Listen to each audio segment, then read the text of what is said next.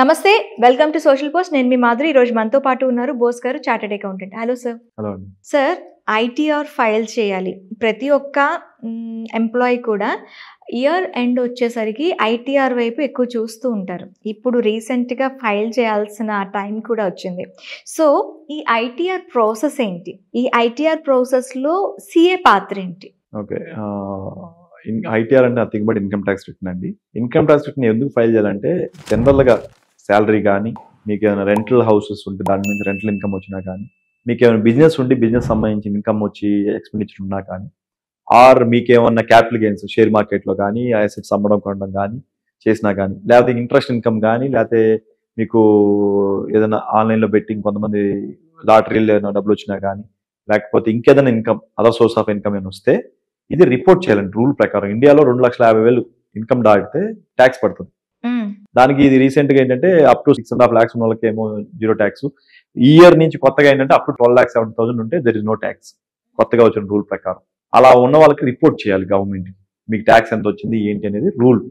Report చేయకపోతే ఏంట్రా అంటే పెనాల్టీ ఉంటుంది. ఇప్పుడు మీ income is less than 5 lakhs అయితేనే 1,000 రూపీస్ పెనాల్టీ వేస్తా అంటారు, లేకపోతేనే 5,000 పెనాల్టీ అంటారు. 5,000 ఎందుకు కట్టాలంటే నువ్వు రూల్ కాబట్టి ఫైల్ చేయాలి, చేయలేదు కాబట్టి పెనాల్టీ అంటారు. సరే సార్ నేను ఫైల్ చేస్తాను, ఏం చేయాలి? ఇందాక చెప్పినట్టు శాలరీ ఎంప్లాయీస్ కి ఈజీ అండి, పెద్ద వరీ లేదు. ఎందుకంటే మీ శాలరీ రిలేటెడ్ గా మీ company is already taking care.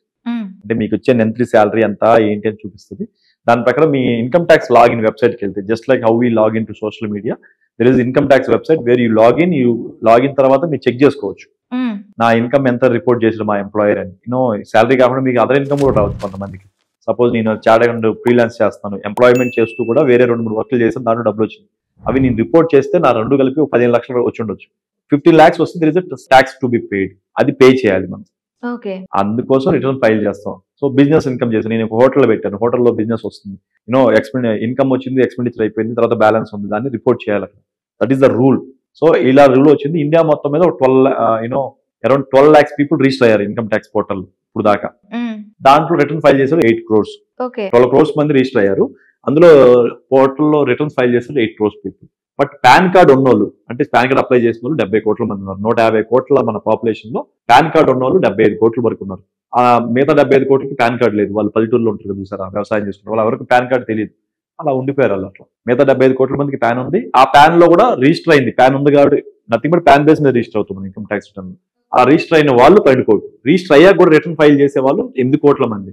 So 150 కోట్లలో మనం అప్రాక్సిమేట్లీ 8 కోట్ల మందే మనం రిటర్న్ ఫైల్ చేస్తాం. ఆ 8 కోట్లలో కూడా ట్యాక్స్ పే చేసే వాళ్ళు 2 కోట్ల మందే ఉన్నారు. ఓకే, అది గవర్నమెంట్ ఎంప్లాయీస్ అలా లేదు, ఎంప్లాయీస్ అని కదా. ఎంప్లాయీస్ నా ప్రైవేట్ ఎంప్లాయీస్, బిజినెస్ మ్యాన్లు, చిన్న చిత్తగా బిజినెస్ చేసేవాళ్ళు, అలాంటి చార్టెడ్ అకౌంటెంట్స్, అలాగే కంపెనీ సెక్రటరీలు, డాక్టర్స్, లాయర్స్, వీళ్ళందరూ ఫైల్ చేస్తారు.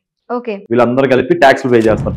ట్యాక్స్ పే చేసేవాళ్ళు చాలా తక్కువ. 2 కోట్లలో అరౌండ్ ₹1,00,000 కంటే ఎక్కువ ట్యాక్స్ పే చేసేవాళ్ళు మహా అయితే 13 లక్షల మంది ఉంటుంది. అయితే ఇందులో సిఏ పాత్ర ఏంటి సార్? మనం ఈ చెప్పా కదండి, ఇన్కమ్ ట్యాక్స్ రిటర్న్ లో ఎలా ఫైల్ చేయాలి, రేపొద్దు నాకు నోటీస్ రాకుండా వచ్చిన ఇబ్బంది లేకుండా ఎలా ఫైల్ చేయాలి బట్టి సిఎస్ విల్ డూ ఇట్. ఎందుకంటే చాలా మంది తెలియదు నాకు ఎంత ఇన్కమ్ వచ్చింది, నేను ఎందుకు కట్టాలి గవర్నమెంట్కి అని చెప్పి వాళ్ళు రిటర్న్ ఫైల్ చేయట్లా. మీ అందరికీ మీరు ఫైల్ చేస్తున్నప్పుడు రేపొద్దు నోటీస్ వచ్చింది అనుకోండి, దెబ్బడిపోద్దుగా, ఇబ్బంది అయిపోద్దుగా, మీకు పెనాల్టీలు పడతాయి. నువ్వు ఎందుకు పే చేయలేదని చెప్పి వాడు మీకు నోటీస్ పంపించాక మీకు మళ్ళీ ట్యాక్స్ లైబిలిటీ పంపించి ₹1,00,000 పంపించి లక్షకి మళ్ళీ 1,00,000 ఇంట్రెస్ట్ పెనాల్టీ వేస్తాడు నువ్వు ఫైల్ చేయలేదని. లేదా ఇంట్రెస్ట్ ఫైల్ చేస్తే 1,50,000 అవుతుంది. అది అవాయిడ్ చేయడానికి you need an expert. So CS will take care of that. That is one aspect for individuals. There will be companies ఉంటాయి. ఇప్పుడు మాలాంటి సిఎల్ కావచ్చు, లేకపోతే లాయర్స్ కావచ్చు, డాక్టర్స్ కావచ్చు, హాస్పిటల్ కావచ్చు, మీలాంటి మీడియా కంపెనీ కావచ్చు, మీ కంపెనీకి ఇంతమంది ఎంప్లాయీస్ పనిచేస్తారు. సో మీరు అన్నింటినీ మేము ఒక సింపుల్ స్టేట్మెంట్ లో profit and loss account statement create చేయడం, బ్యాలెన్స్ షీట్ ప్రిపేర్ చేయడం అనేది మా ఎక్స్పర్ట్స్ చేస్తాము. చేసి దాని తగ్గట్టు రిపోర్ట్ చేస్తాం ఇన్కమ్ ట్యాక్స్. అందుకు సిఎల్ కావాలి. దాంతో పాటు కంపెనీస్ ఉంటాయి, పబ్లిక్ లిమిటెడ్ కంపెనీస్ ఉంటాయి, లిస్ట్ అయ్యి ఉంటాయి కదా మార్కెట్ లో. ఆ కంపెనీస్ అన్నిటికీ డేటా చాలా హ్యూజ్ ఉంటుంది. ఆ డేటానంతా ఒక అనలైజ్ చేసి ఒక bring down to 2 statements, profit and loss account and balance sheet లో తీసుకొచ్చి తయారు చేయడం, కానీ ఆ తయారు చేసిన దాన్ని రిపోర్టింగ్ చేయాలి. ఇప్పుడు ఒక స్టాక్ మార్కెట్ లో ఉంటే ఆ కంపెనీ అనేది ROCకి రిపోర్ట్ చేయాలి, రిజిస్టర్ ఆఫ్ కంపెనీస్ అంటారు. వాళ్ళకి every year once they have to report their financials. అది కూడా సిఎస్ సర్టిఫైడ్ ఫైనాన్షియల్, అంటే మేము చూసాము, మేము వెరిఫై చేసాము, ఇది కరెక్ట్ అని చెప్పి మేము సైన్ చేసేవాళ్ళు. అందుకోసం చార్ట్ అకౌంట్స్ కావాలి. అట్లా we try to do all those kind of things. మీ ఇందా చెప్పే కదా అరౌండ్ 8 crores మంది ఫైనల్ చేస్తున్న వాళ్ళు, ఎవరికి వాళ్ళు ఫైల్ చేసే వాళ్ళు ఒక 5 కోట్లు తీసిన మిగతా 3 కోట్ల మందికి సిఏ సర్వీసెస్ అవసరం. సో దట్ ప్రాపర్ గా ఒక ఫార్మాట్ లో, ఒక స్టాండర్డ్ ఫార్మాట్ లో మేము డిజైన్ చేసి దాన్ని మీ గవర్నమెంట్కి అప్లోడ్కి చెప్పే కదా.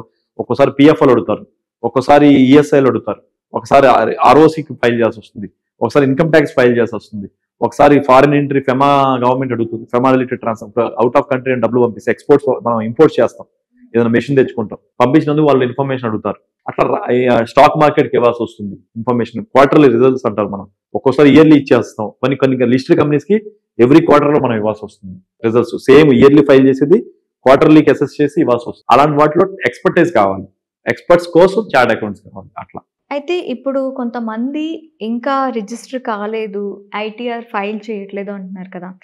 నార్మల్ పీపుల్కి ఐటీఆర్ని ప్రాపర్గా ఫైల్ చేయాలి అంటే జస్ట్ ఇవేంటి step by step follow 2,50,000 yearly income దాటితే మీరు ఫైల్ చేయాలండి. మీకు అది ఉందా లేదా తెలుసుకోండి. అంటే ఎలా ఫైల్ చేయాలి? ఫస్ట్ ఆఫ్ ఆల్ ఫైల్ చేయడం అంటే వాళ్ళు అడుగుతూ ఉంటారు. అంటే ఇన్కమ్ ట్యాక్స్ వెబ్సైట్ ఓపెన్ చేశాక ఫార్మ్స్ ఉంటాయి. ఇండివిజువల్ ఓన్లీ శాలరీ ఉంటే ఒక ఫామ్ ఉంటుంది, individual with salary, business, capital gains ఉంటే ఒక ఫామ్ ఉంటుంది, బిజినెస్లకి అయితే ఒక ఫామ్ ఉంటుంది, అలాగే ట్రస్ట్లకి అయితే సోషల్ బయట మా ఎన్జిఓలు ఉంటాయి కదా వాటికైతే ఒక ఫామ్ ఉంటుంది, అలాగే పార్ట్నర్షిప్ అయితే ఒక ఫామ్ ఉంటుంది. ఒక్కొక్కరికి ఒక ఫామ్స్ ఉంటాయి. ఆ ఫామ్ రూపంలో ఆ ఫామ్ లోపల ఉంటుంది నీ పేరేంటి, నీ పాన్ నెంబర్ ఏంటి, నీ ఆధార్ నెంబర్ ఏంటి, మీ కంపెనీలో ఎంతమంది పార్ట్నర్స్ ఉన్నారు, ఎంతమంది డైరెక్టర్స్ ఉన్నారు, వాళ్ళ తర్వాత నీ కంపెనీకి ఇయర్ మొత్తం ఎంత ఇన్కమ్ వచ్చింది, ఎంత టర్న్ ఓవర్ వచ్చింది, ఎంత నువ్వు జిఎస్టీ లో రిపోర్ట్ చేసావు, ఎంత ఇన్కమ్ ట్యాక్స్ రిపోర్ట్ చేస్తున్నావు, తర్వాత ఎక్స్పెండిచర్ లో శాలరీకి ఎంత పెట్టావు, రెంట్లకి ఎంత కట్టావు, ఎలక్ట్రిసిటీకి ఎంత కట్టావు, టెలిఫోన్ బిల్లుకి ఎంత కట్టావు, పవర్ బిల్లుకి ఏంటి, లేకపోతే స్టాఫ్ వెల్ఫేర్ కోసం ఏం ఖర్చు చేసావు అనేది ఒక్కొక్కటి తీసి దాంట్లో ఫైల్ అమౌంట్ ఎంటర్ చేసి సబ్మిట్ చేయాలి. ఓకే, అలా ఆ ప్రాసెస్ లో మీరు నీకు సంబంధించి నీ కంపెనీకి ఏదో సూటబుల్ ఉందో అది ఎక్స్పర్ట్స్ కాబట్టి మా దగ్గరికి వచ్చినప్పుడు మేము ఆ పర్సన్ బట్టి ఇండివిజువల్ అయితే ఒక ఫాము, ప్రైవేట్ లిమిటెడ్ అయితే ఒక ఫాము, పార్ట్నర్షిప్ అయితే ఒక ఫాము, ఎన్జిఓ ట్రస్ట్ అయితే ఒక ఫామ్ తీసుకుని ఆ ఫామ్ లో మేము అన్ని ఫిల్ చేసి సబ్మిట్ చేస్తాం. Okay, okay sir, thank you.